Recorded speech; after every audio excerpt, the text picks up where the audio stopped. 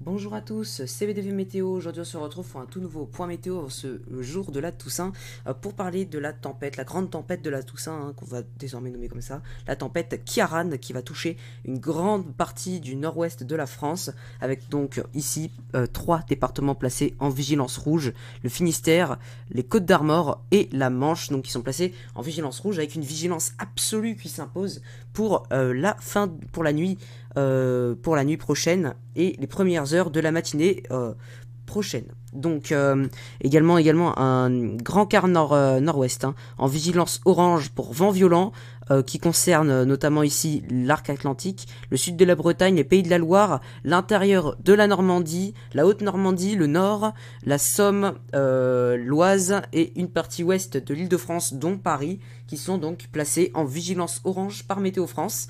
Attention également au risque de vagues submersion avec un coefficient de 80 en moyenne et donc des vagues qui pourront atteindre parfois 6 à 8 mètres, voire localement 10 à 12 mètres, notamment au large de la Bretagne, qui pourraient causer de grandes inondations côtières comparables, voire même légèrement supérieures à celles qui ont été observées le week-end dernier. Les vagues submersion se prolongent d'ailleurs même sur l'ensemble de l'arc atlantique et même également en Méditerranée avec le littoral varois des Bouches-du-Rhône, des Alpes-Maritimes et de la Corse du Sud qui sont également placés en niveau orange. Le vent va donc souffler fortement dans une énorme partie du nord-ouest. On va commencer par les zones qui sont placées en bleu sur cette carte. Qui pourront avoir localement des rafales à plus de 160 km par heure, donc notamment les caps exposés. On retrouvera une partie nord du Finistère et des Côtes-d'Armor, ainsi que la pointe du Cotentin, où les rafales pourront souffler, y compris dans les terres, jusqu'à 160 km par heure. Vous l'avez compris également sur les caps exposés, notamment du Cotentin et du nord du Finistère, on pourrait dépasser les 180 km/h très localement. Ensuite, pour les zones placées en violet, ici sur cette carte, notamment le sud de la Bretagne, les côtes sud de la Bretagne, depuis la Vendée jusqu'aux côtes sud de la Bretagne, l'intérieur du Finistère et des Côtes d'Armor, le nord de l'île-et-Vilaine, également une partie du Calvados, une partie ouest du Calvados, le sud du Cotentin, notamment l'ensemble du département de la Manche, ensuite au nord du Havre, donc toute la côte d'Opale, et puis enfin à l'ouest de l'Artois, on attend des rafales de 130 à 140, 150, voire localement 160 km/h, notamment sur les caps exposés. Et c'est pas exclure qu'il y ait plus, très très localement. Enfin, les zones en rose sur cette carte, donc qui partent notamment vers La Rochelle, Royan, qui remontent sur la Vendée, l'intérieur de la Bretagne, une partie intérieure de la Normandie, l'intérieur du Calvados, l'arrière-pays normand, notamment du côté de Rouen, jusqu'à l'Artois dans le nord. On attend des rafales à 120 à 140 km/h localement. Si ce n'est pas le cas, ce sera surtout 110 km/h. Également, attention, dans l'extrême nord ici, jusqu'à Dunkerque, on attend des rafales jusqu'à 140 km/h, très localement. Enfin, la zone rouge, on attend des rafales entre 90 et 100 km/h avec localement 110, notamment en se rapprochant de la mer, donc notamment plus à l'ouest, donc vers la Normandie et également sur les Hauts-de-France. Attention, sous les grains et les averses orageuses, les rafales pourront bien approcher les 120 km/h très localement, notamment donc sur la Normandie, peut-être également le bassin parisien et sur les pays de la Loire, on attend très localement des rafales à 120 km/h. Enfin, beaucoup plus à l'est, donc sur les régions, sur le sud des régions centrales, également un petit peu l'est du pays, on attend des rafales bien plus modestes, entre 70 et 80 km/h. C'est pas exclu qu'on ait 90 localement, notamment sur des collines ou des points hauts, et notamment dans les Pyrénées et sur le Massif central, on attend des rafales à 110 km/h en montagne, ainsi qu'en Corse, où ces rafales pourront même dépasser légèrement sur le nord, notamment du côté d'Île-Rousse. on passe directement maintenant à l'image des isobars de cette tempête, hein, qui est placée juste ici au large de la Bretagne. Alors, on remarque ici une station qui mesure une pression de 969 hectopascales, 969 que nous retrouvons juste ici. Il y a un couac dans les prévisions. Alors, il y a deux cas de figure, soit la tempête est plus proche, mais ce qui n'est pas le cas, je vais vous le montrer juste après. Ou alors, le deuxième cas de figure, la tempête est plus creuse de 3 ou 4 hectopascales, et ça, c'est un problème. Alors, on le relève déjà depuis quand même un certain bout de temps, notamment hier soir, on l'a bien vu déjà, que la tempête est légèrement plus creuse que prévu. On parle d'un écart de 2 à 4 hectopascales. Là, on semble retrouver la même tendance d'une bouée à l'autre. On l'a retrouvé ce matin, cette bouée-là et cette bouée-là. Maintenant, on la retrouve ici. Donc, bah, c'est un petit peu dérangeant. On verra bien quand ça touchera terre, du coup. Mais on semble être sur des pressions légèrement plus basses que prévu. Alors du coup, les rafales pourront être un petit peu plus élevées. Mais globalement, ça devrait respecter la carte ici. On remarque même, hein, que globalement, les départements vigilance rouge ont des rafales plus violentes. Voilà, donc là pour le coup, Météo France a bien fait son travail. Alors, on remarque ici l'image satellite de la tempête en temps réel, donc 16h15, c'est il y a 30 minutes. L'œil de la tempête, le cœur dépressionnaire, se trouve ici. Juste ici, on a une ligne de grain qui rapportera des rafales de vent très violentes ce soir sur la Bretagne et sur l'Atlantique, et qui pourra rentrer un peu dans les terres. On verra ça dans l'analyse des modèles juste derrière. Et juste ici, on a la traîne, avec, comme le voyez ici, les nuages qui se déplacent très très vite. Signe d'un vent extrêmement violent sur la partie sud du phénomène. Notamment, ici, on voit un resserrage des isobars, donc avec des rafales de vent très puissantes. Sur cette zone-là, notamment juste ici et au sud du phénomène, donc à l'ouest et au sud du phénomène.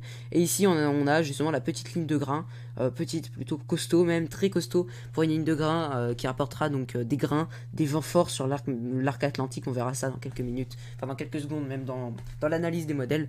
Et on remarque justement ici le vent fort présent, donc juste ici avec les isobars qui sont quand même également très très resserrés. On passe désormais à l'analyse modèle, donc de la dernière sortie d'Arome qui est en train de se faire. On va parler de la grosse tempête, donc Ciarán, avant de entrevoir quelque chose d'autre qui pourrait arriver par l'Atlantique.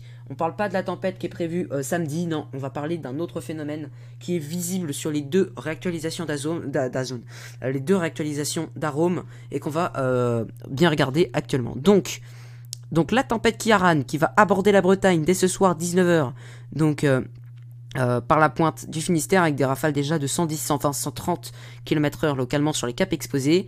À 20h, vous voyez, elle va très vite. À 20h, elle est déjà sur les grandes agglomérations, avec la ligne de grain, elle est déjà sur les grandes agglomérations, notamment du côté de Brest, ça pourrait souffler jusqu'à 160 km/h, entre 140 et 160 km/h sur la côte, et donc sur Brest, un peu moins, en 130. Et également sur le nord de la Bretagne, on voit déjà en mer, ça souffle déjà plus de 140, donc à l'intérieur des terres, environ 90-100, juste ici, entre 100 et 130 à l'intérieur des terres, donc du Finistère. Également ici, des rafales sur le sud du Finistère et un petit peu sur le Morbihan, qui pourront déjà approcher les 100 à 120 km/h sur les côtes et 90 à l'intérieur des terres. Le tout qui rentrera, hein, ici à l'intérieur de la Bretagne, donc à 22h, on voit ici toute cette ligne de rafales qui parcourra tout l'Atlantique, avec un paroxysme atteint sur le sud de la Bretagne, où on attend très localement des pointes à 160 km/h, entre 140 et 160 km/h, ici modélisé sur le sud du Morbihan, sur les caps exposés, hein, voilà, donc environ 160 km/h, qui pourrait également bien entrer dans les terres, et on voit ici une tâche à peu près 120 km/h, 130 km/h à l'intérieur des terres. Également ici à l'arrière, une autre branche de vent violent, et une autre qui parcourra la Bretagne, qui traversera la Bretagne et qui se retrouvera au nord de la Bretagne, donc en mer, avec des rafales à plus de 120 km/h à 22h. On avance, on voit la ligne de grain qui progresse ici de manière très violente du côté ici de la Loire-Atlantique, le 44, et plus au sud dans l'arc atlantique. Dans la Loire-Atlantique, ici, du côté de la côte au nord de Saint-Nazaire, on attend des rafales également très localement à 140 km/h. Également sur le département de la Manche, on attend 130 km/h, alors qu'à l'arrière, déjà, se dessine ce qu'on a vu ici, le ciel de traîne qui arrive déjà avec des rafales très violentes en mer. Mais ça arrivera encore un petit peu plus loin. Donc ensuite, minuit, 1h, ça touche la Vendée, ça touche la Manche, ça traverse la Manche pour la ligne de grain. Et déjà, le vent se renforce du côté des côtes du Finistère avec des pointes localement ici à 160 km/h. Voilà. Donc l'ensemble de la ligne de grain maintenant qui traverse la Vendée, 1h du matin, 2h du matin, elle progresse à l'intérieur des terres. On voit ici les rafales localement à 100 km/h qui toucheront Paris à 3h ou 4h du matin. Alors que l'ensemble des zones de vent violent, regardez ici, de la traîne passe sur la Bretagne, le Finistère, le nord du Finistère, le nord des Côtes d'Armor, notamment ici avec des rafales généralisées, même à l'intérieur des terres, à plus de 150 km/h. Sur la Manche également, une partie du Calvados, sous rafale, sous grain. On aura même parfois des sous les averses, on aura parfois également des rafales à 130 km/h, encore localement sur le sud de la Bretagne. Ça progresse en fin de nuit ici, du côté du Havre, avec des rafales à 140 km/h, 140, 150, qui progressent sur la côte d'Opale, ici, au début de la journée, et qui arrivent enfin sur la région lilloise, sur l'Artois, sur la Flandre à 11h, avec des rafales à 120 km/h. Et le ciel de traîne qui touchera ici tout l'arc atlantique avec parfois encore des rafales qui pourraient être encore atteintes sur le nord de la Bretagne à plus de 150 km/h.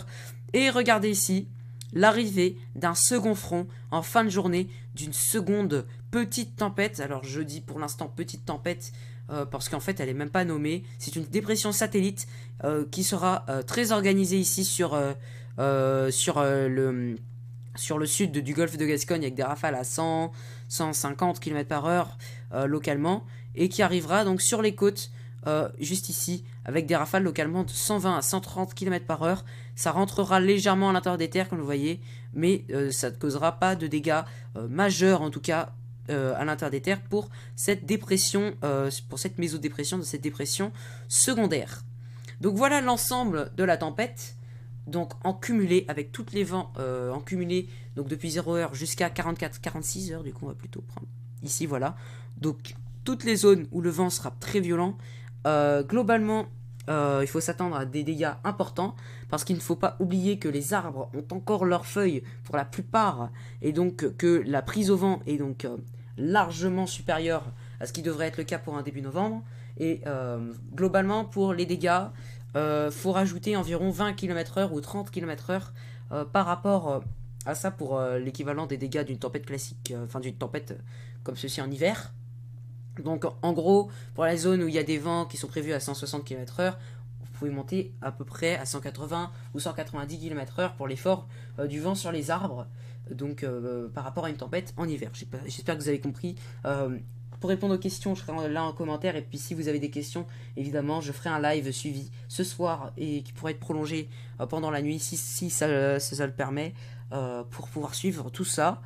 Et donc voilà, donc également les pluies qui ont touché la France, le quart nord-ouest notamment sur les différents précédents jours, et qui ont donc humidifié le sol, ce qui fait donc que les arbres, les racines donc sont moins accrochées dans le sol. Le sol est plus tendre, et donc tout cela réuni va donc peut-être créer un phénomène très très dangereux avec des chutes d'arbres qui sont attendues dans tous les départements placés en vigilance orange sans exception, et les départements en vigilance rouge où les arbres sont vraiment à risque, particulièrement à surveiller, notamment donc pour le Finistère, le Morbihan que j'inclus, notamment sur sa partie sud, la Loire-Atlantique, la Vendée, l'Ille-et-Vilaine, la Manche, le Calvados, l'Orne, la Haute-Normandie. Non, pour la Haute-Normandie, une partie nord de la Haute-Normandie, l'Artois, donc de la Flandre. Toutes ces zones que je viens de citer, même si elles ne sont pas toutes en alerte rouge, les arbres risquent vraiment de chuter, surtout dans les zones exposées au vent sur la côte. Les arbres ont vraiment un risque important de chuter. Ne vous promenez pas sur la côte ce soir, cette nuit et demain. pour les zones concernées. C'est un avis de tempête. Un avis de tempête violent pour cette tempête Kiaran. Et donc, je vous conseille fortement de limiter largement vos déplacements dans les départements que je viens de citer, et tout particulièrement sur les départements en rouge. Et surtout, de ne pas sortir de chez vous si vous habitez sur la côte. Le vent est bien trop puissant et pourra vous projeter sur le côté ou latéralement, enfin bref. Ne soyez pas curieux, n'allez pas voir les vagues, ceci est une tempête rarissime qui ne se produit pas souvent certes, mais attention, il ne faut pas jouer avec le feu avec cette tempête. Bref, on se retrouve donc ce soir pour le live suivi, donc après les lives suivis de toute la communauté. Et enfin, pour suivre un peu tout ça, je ferai des... Donc la carte, là, je la publierai, ainsi que des cartes par région. Donc je ferai la carte Bretagne, la carte Basse et Haute-Normandie, donc je sais pas comment je ferai pour inclure les deux. Et une carte Haute-France. Donc voilà, je ferai une carte par région concernée pour que les informations soient visibles plus facilement. Ah, je suis en train de me rendre compte que le REC n'a pas inclus la pointe bretonne. Bon, vous m'excuserez, c'est du 160 plus pour la zone en violet. Voilà, bon, petit fail. Bon, je me rends compte à la fin, c'est un peu dommage. Bref, bonne soirée à tous, même si je pense que c'est un peu osé de le dire. J'espère que vous allez tous malgré tout bien dormir sous cette tempête. J'espère que vous n'aurez pas de dégâts, qu'il n'y aura pas de dégâts humains ou de dégâts matériels chez vous. Prenez soin de vous, prenez soin de vos proches, et à plus.